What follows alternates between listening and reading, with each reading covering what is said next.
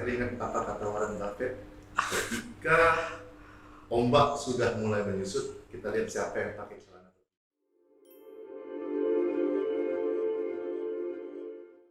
Hai teman-teman, selamat datang di Palaceta Channel. Hari ini saya kedatangan tamu yang cukup membanggakan, yaitu Bapak Muhammad Pintor Nasution. Beliau adalah Ketua Bursa Efek Indonesia untuk Sumatera Utara.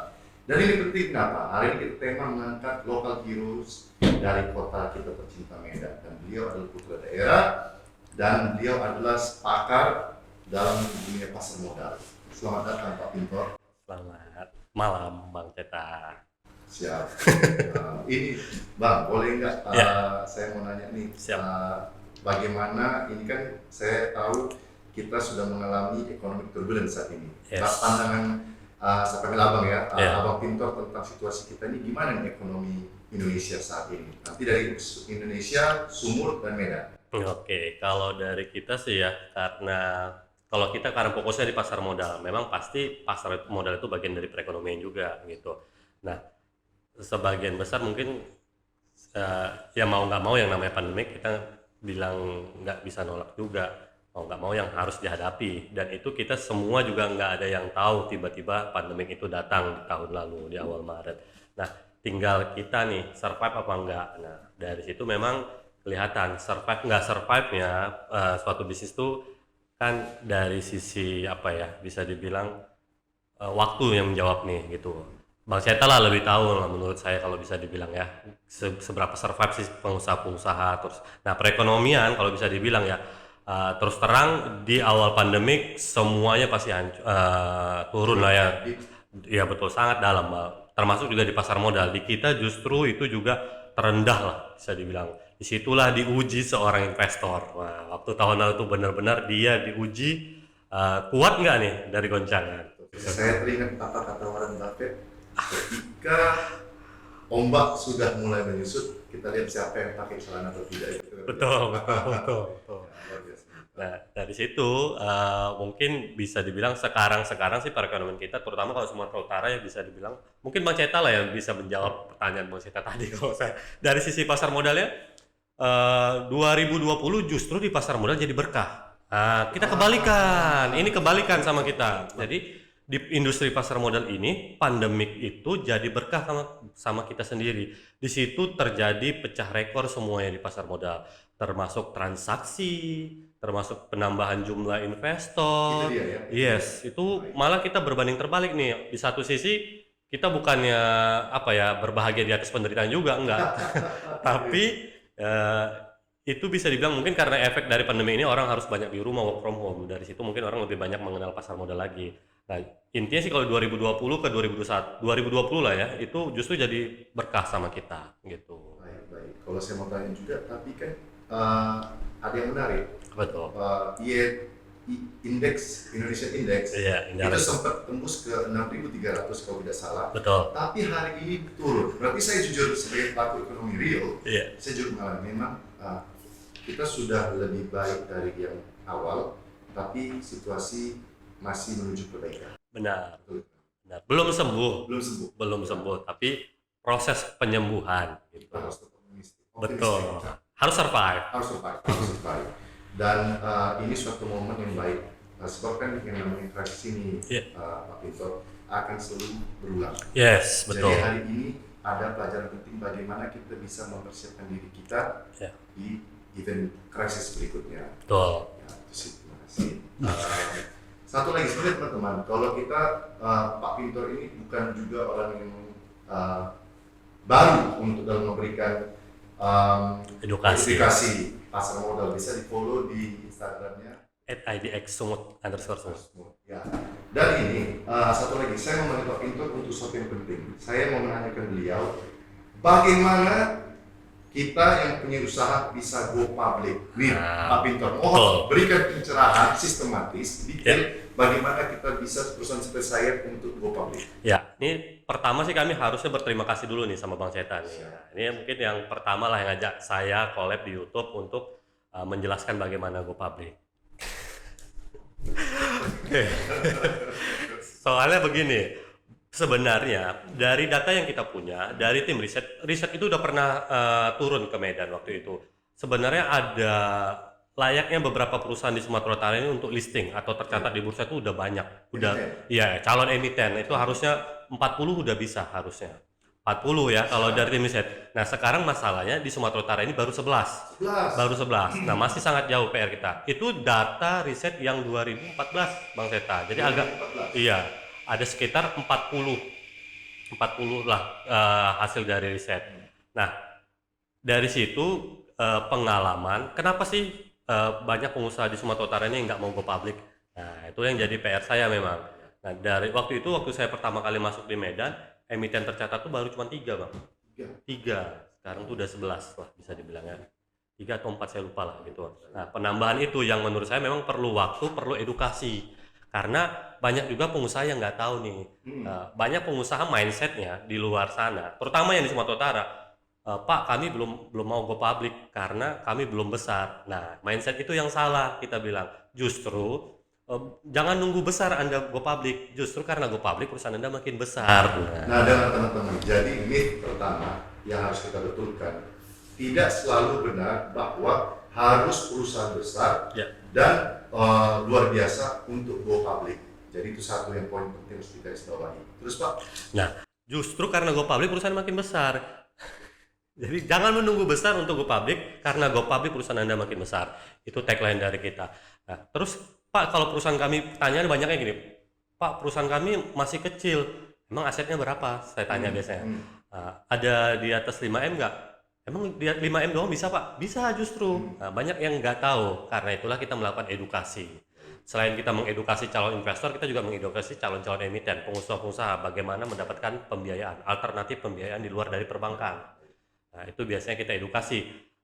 Karena tidak tahu lah, mungkin menurut saya pribadi mereka belum siap untuk tercatat. Padahal sebenarnya, apalagi di Sumatera Utara ini, di kota Medan, udah banyak sebenarnya Bang Seta. Kalau bisa dibilang itu udah layak lah go public. Cuman karena nggak tahu aja. nah ini tadi, bagaimana nih langkah, ada berapa langkah nih untuk supaya misalnya saya tertarik nih, Iya. Pak Pintor mau go public nih, apa aja sih syaratnya? Oke. Pertama, itu harus PT Bang Seta. Oke, PT. PT, mutlak, tidak bisa CV, tidak bisa yayasan, tidak bisa operasi. Baik. Itu PT. Nah, di bursa ini sekarang ada 3 papan. Dulu cuma 2, orang taunya papan utama, papan pengembangan. Papan utama itu hanya untuk perusahaan-perusahaan besar, papan pengembangan ya mungkin menengah ke bawah, gitu. Perusahaan kecil pun nggak ada masalah. Nah, ada lagi yang lebih kecil, papan akselerasi namanya. Artinya 3 tahap ini adalah 3 papan. 3 papan. tipe mau masuk ke kategori mana Yes. untuk menjadi go public. Betul. Oke. Jadi udah dipermudah sama OJK dan bursa, walaupun perusahaan kita masih kecil, itu tinggal bisa menyesuaikan masuk papan utama kah, papan pengembangan kah, atau papan akselerasi yang terbaru gitu. PT, terus Kapitalisasi. oke, market cap, oke. Itu yang Atau aset lah bisa dibilang aset. aset yang kedua, aset ya. Aset. Oke. Asetnya minimal 5M Pak Ceta. Berarti itu masuk yang akselerasi. Akselerasi dan pengembangan. Akselerasi pun itu di bawah 5M Bang, bisa. Iya ya. Iya. Baik. Jadi kalau di pengembangan minimal 5M, di papan utama dia minimal 100M. Papan utama 100%. Artinya kalau kita aset kita 5M, di bawah 5M atau di bawah itu masuk ke yang akselerasi. Akselerasi, betul. Kalau di atas 5 dan sampai 100 tuh yang papan pengembangan. Ya. Kalau yang utama Di atas minimal 100. minimal 100. Jadi 100 teman-teman, miliar. kalau aset Anda 5M atau di bawahnya itu masuk ke yang pertama. Betul, papan Akselerasi. akselerasi, betul. Yang kedua, kalau 100M atau ke bawah 5 sampai 100 papan pengembangan. iya, 100 sampai 100 pengembangan. Ke atas Papan utama. papan utama. Siap, Gitu. terima kasih. Jadi udah 2. Betul. PT, aset. Nah, yang paling penting yang ketiga biasanya yang jadi hambatan ya, yang jadi hambatan itu kalau pemegang sahamnya ada beberapa orang nih Bang Seta. Contoh misalkan Bang Seta lah punya PT, ternyata pemegang sahamnya atau PT-nya tadi adalah bersaudara. Nah, bersaudara misalkan 5 bersaudara atau 4 bersaudara. Nah, itu harus ditulis, dituangkan Uang. dan dilegalkan lah ya, di notaris bahwasanya PT ini memang sepakat, para pemegang saham sepakat untuk go public. Jadi harus dilegalkan lah ya. RUPS. Yes, RUPS para pemegang saham. Nah, masalahnya itu harus 100%. Jadi kalau satu aja ada orang yang nggak mau go public, Bisa ya. nggak bisa. Tuh. Selebihnya nanti harus laporan keuangannya sudah harus diaudit. Itu yang keempat. Iya. Kalau di papan utama laporan keuangannya harus diaudit 3 tahun terakhir. Papan utama yang Paling besar. paling Iya. besar itu 3 tahun terakhir. Itu 3 tahun diaudit oleh siapa? Oleh kantor akuntan publik yang punya izin OJK. Oke, ada listnya ya? Pak? Ada Bisa yang terlis dicek. di sini. Betul, Oke, ada yang siap, tulisnya. teman-teman, bisa dicek. Oke. Harus diaudit 3 tahun kalau papan utama. Papan pengembangan itu 1 tahun, Bang. Dan boleh rugi. Itu yang pengembangan. Pengembangan boleh rugi. Jadi kalau di papan utama 3 tahun, dia harus 1 kali ada laba. Yang itu ya. Iya, misalkan contoh 3 tahun terakhir rugi laba. Atau kalau laba 3 lebih bagus lagi, lebih menarik untuk calon investor untuk dibeli. Ini perusahaannya bagus nih kalau di prospektus. Nah, pengembangan dia boleh rugi asalkan proyeksi 2 tahun ke depan ada laba. Pengembangan Siapa yang memproyeksi? Kantor akuntan tadi. yang terdaftar. Betul, yang terdaftar tadi. Dia memproyeksi 2 tahun.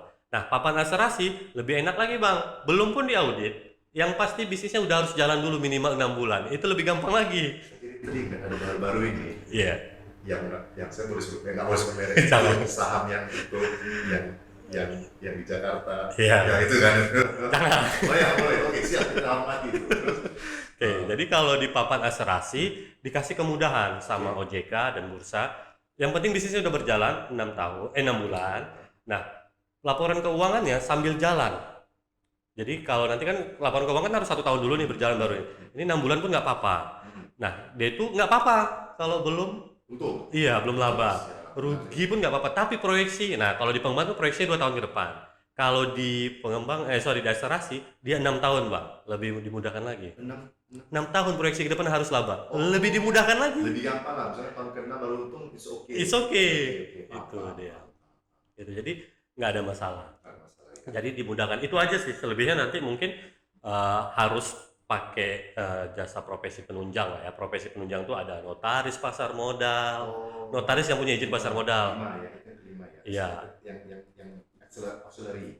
So iya, pokoknya di bagian itu nanti ada profesi penunjang. Pertama pastinya menunjuk underwriter kan nanti. Underwriter. Underwriter atau lembaga penjamin emisi namanya. Jadi kalau nonton, saya sering dengar underwriter itu menjadikan supaya teman-teman clear juga. Jadi yang akuntan terdaftar itu bukan yang underwriter ya? Bukan. Oke, underwriter ini contoh Underwriter ini adalah perusahaan yang bisa mengeluarkan. membantu. Dia semacam WO-nya kalau di Oh, pernikahan. oke, Jadi WO, siap. semacam WO atau IO yang membantu si calon emiten untuk mengkoordinir semua profesi penunjang, Bang. Profesi penunjangnya siapa saja? Ada notaris, ada akuntan, ada appraisal, kemudian ada konsultan hukum. Baik. Nah, dialah sebagai ketua tim eksternal. Baik, saya paham. Jadi kalau sebetulnya sebelum ini kan udah ada 5 syarat. Ya. Jadi sebetulnya kalau kita mau kita ke yang 5 dulu berarti kan. Pertama, Cari underwriternya dulu. ya underwriter. Oke. Kalau profesi penunjang nanti underwriter akan bantu. Oke. Dan biasanya pun mereka udah punya paket-paketannya. Oh, berarti lebih mudah lagi. Lebih mudah, tinggal abang nggak usah nyari-nyari lagi. Jadi perusahaan tuh nggak usah cari. Kami udah biasa sama si profesi penunjang tuh udah sering bekerja sama. Tinggal si calon emiten mau pakai yang mana, mau yang Big Four atau yang biasa atau yang sampai paket hemat bisa dibilang. Tergantung kebutuhan. Betul, tergantung Siap, itu. siap. Baik, makasih Pak Pinto. Terus apa lagi nih yang harus diperhatikan? Jadi udah nangkap nih, saya udah nangkap nih. Ya, mungkin setelah itu nanti ngebentuk tim. Bentuk tim. Ada tim internal, ada tim eksternal. Nah, ini collaborate lah, bisa kolaborasi. Nah, tim internal dulu nih. Tim internal biasanya harus menunjuk ketua tim. Siapa ketua timnya? Nah, biasanya bisa owner langsung, bisa direksi yang ditunjuk owner. Direksi. Iya, direksi. Atau manajer yang ditunjuk lah sebagai ketua tim. Nah, ketua tim ini di dalamnya nanti ada bagian yang paling banyak dilibatkan sama tim eksternal. Divisi apa aja? Biasanya ada divisi keuangan, divisi legal, learning and development atau research and development.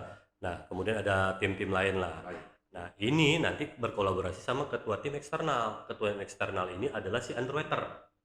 Nah, underwriter dia si yang Organizer. ya betul. Mereka yang mengorganize dan berkolaborasi dengan si tim internal. Baik. Jadi kurang lebih begitu cerita langkah-langkahnya. Jadi Benar. saya summary boleh ya? Kalau saya Boleh. salah tolong koreksi. Siap. Jadi teman-teman, jika ada yang mau go public, syarat pertama ya itu adalah Harus PT. harus PT. Kedua mempunyai aset Yes. paling tidak 5M. Kalau di papan pengembangan kurang dari 5M ada papan asuransi. Ya. Jadi yang ketiga itu adalah RUPS dulu Pak Rento. RUPS. Jadi, Para pemegang saham. RUPS. Jadi yang keempat Ayo apa? eksternal, underwriter. Apa menunjuk underwriter lah. Iya lah, underwriter. Underwriter. Tapi kalau mau gampang sebetulnya cari underwriternya dulu. Yes, betul. Nggak pening-pening. Iya. Jadi sering kita balik nih ya, kalau saya boleh bilang, cari underwriter. Nanti kalau apa bisa kontak dengan Bursa Efek Indonesia. Ya, ada linknya kalau semuanya udah online ya kan. Betul. Sekarang pun pendaftaran online Bang, jadi nggak perlu tatap muka. Betul. Beli saham yang IPO pun sekarang e-IPO, electronic IPO. Jadi kita seorang investor, Bang Ceta kan investor nih, saya tahu Bang Ceta investor. Dapat informasi ada yang mau IPO, tinggal buka website aja. Jadi nggak perlu lagi. Nah kalau dulu kan, misalkan Bang Ceta buka di sekuritas A, kalau ya memang sekuritas itu sebagai underwriternya, biasanya sekuritas sebagai underwriter akan mengutamakan investornya. Tapi kalau abang nggak investornya, biasanya kan mereka nggak utamakan, biasanya gitu ya. Nah karena ada electronic IPO ini, semua bisa beli. Jadi nggak mesti dari sekuritas underwriter. Nah, jadi lebih adil biasa. Jadi ibaratnya sudah bisa ditaruh di IDX ya. Yes, ada websitenya benar. Jadi coba kita recap ya teman-teman. Jika mau go public, yang penting punya aset. Yes, wajib itu. Wajib, jadi bukan. Harus PT. Ya, yang pertama, teman-teman jika Anda mau pergi go public, syaratnya satu berbentuk PT. Iya. Kedua punya aset. Ketiga cari underwriter. Betul. Ini yang tiga yang penting. Ya, tapi jika Anda mau pergi cari aja underwriter. Iya. Nanti dia solve, dia kasih PT. Benar. Itu yang akan membantu. Sebenarnya dari A sampai Z underwriter sih yang ngerjain. Berarti kalau gitu kita cari underwriternya. Oke. Nanti kita bisa sharing sama underwriter deh. Nah, kapan-kapan kita ngobrol sama underwriter nih. Boleh. Jadi kita ngobrol bertiga sama pengalaman underwriter. Nah, Boleh juga. ada Frankie punya izin underwriter. Teman kita. Your next. Oh ini ada sini. Yes, jadi orang-orang perorangan yang punya underwriter juga masih jarang di Medan, Bang. Masih jarang. Kita perlu orang-orang yang punya lisensi di pasar, karena bekerja di pasar modal ini nggak bisa sembarang kalau nggak punya sertifikasi. Nah, Mas Frankie teman saya, karena itu saya tahu, ya karena saya tahu juga prosedur Hero juga, kita tahu karena saya tahu ya kita bisa aja dia lah sekali dari sisi underwriter, nanti kita tanya dia. Siap. Memang ada on the list. Yes. Ya, oke. Pertanyaan mengenai kan tadi kita fokus ke go public nih, Yeah. cara go public sudah terjawab kurang lebih. Apa ada yang poin Pak Pinter mau bagi? Oke, mungkin enaknya gini kali ya, mungkin ke teman-teman sahabat Bang Ceta. Siap. Kalau ini kenapa harus IPO? Nah, ini sebenarnya yang paling penting. Orang taunya kalau IPO itu cuma dapat uang aja, alternatif pembiayaan ya. Nah, orang taunya dapat duit, padahal sebenarnya pasar modal ini pendanaannya itu bisa tanpa batas. Bisa tanpa batas. Ada yang mulai IPO yang paling kecil tuh bisa cuma belasan miliar, Bang. Kayak Doraemon lah ya. Iya, bisa tanpa batas. Nah, ada yang sampai triliunan. Nah, kalau kita bilang go public ini manfaatnya bukan cuma cari dana.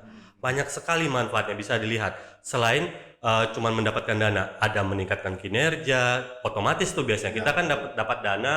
Misalkan butuh ekspansi, kinerja perusahaan pasti meningkat. Kita pengen beli pabrik, kinerja kita meningkat. Nah, citra perusahaan, ini salah satunya yang mungkin emiten sumut. Sebelum IPO belum ada yang tahu.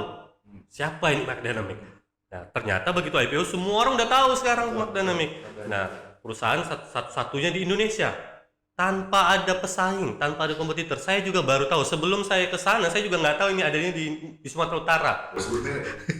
Oh iya, nggak apa-apa, emiten sumut, emiten sumut, emiten Oke, sumut. oke, Kita harus dukung emiten sumut. Ya. Oke, meningkat karena di IPO citra perusahaannya drastis naiknya. Baik, baik. Kemudian profesional, makin profesional, kelas perusahaannya naik kelas lah jadi Wajib profesional. kan, karena kita publik wajib itu. Yes, Jadi dia training semua.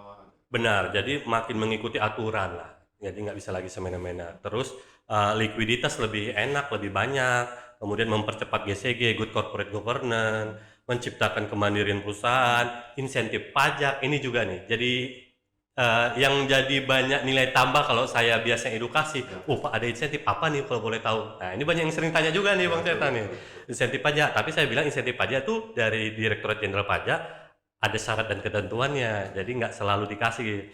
Syaratnya minimal harus share ke publik 40%. 40% harus di-share. Baik, baik. Kemudian mendapatkan mitra usaha strategis, nilai perusahaan, sama menjaga keharmonisan perusahaan keluarga. Betul, saya setuju itu Pak. Saya pikiran sebab kalau itu kan nanti sudah lebih Yes, fair and square. benar. Apalagi perusahaan itu sudah sampai generasi ketiga. Betul. Generasi ketiga sudah ada punya suami istri, sampai generasi keempat itu biasanya rawan. Itu rawan teman-teman. Kenapa? Itulah itu just nature of bisnis ya, family, terutama family business. Benar. Kalau dia tidak kan saya bilang solusi untuk supaya family business itu long lasting bisa continue legasinya itu salah satunya. Yes, harus go public. Benar. Terus Pak, saya mau tahu Pak, Yeah. kan ada syarat yang namanya insentif pajak ini. Yes, Harus 40% dilepas ke publik. public ya. Nah, saya dengar minimum 7% ya Pak. Betul nggak? 7% itu free float namanya, Bang. Apa itu artinya? Free float itu saham yang beredar di publik. Oh, free Float istilahnya gitu. free flow. Free float ya di dasar.